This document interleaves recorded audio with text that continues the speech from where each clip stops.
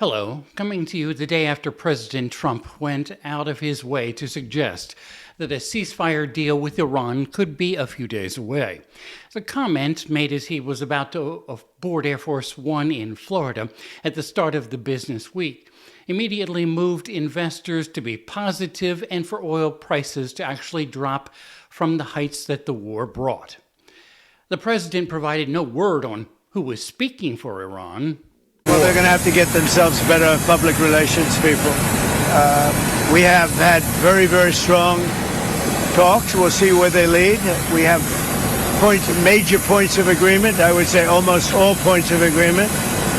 Perhaps that hasn't been conveyed. The communication, as you know, has been blown to pieces. They're unable to talk to each other. But we've had very strong talks. Mr. Witkoff and Mr. Kushner had them. They went, I would say, perfectly. I would say that if they carry through with that, it'll end that problem, that conflict, and I think it'll end it very, very substantially. Iran says there have been no direct talks.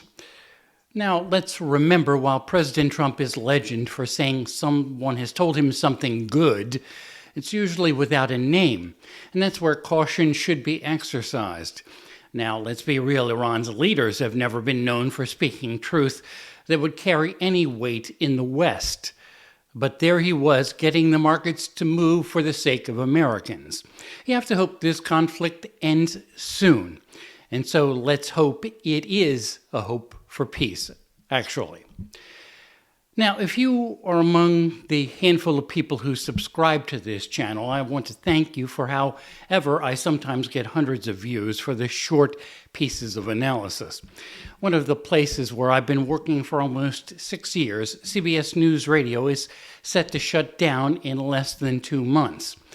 My wife and I are in a pretty good place financially, but I do hope that if you take the time to start spreading my videos to someone or some people who might be urged to think for themselves and subscribe.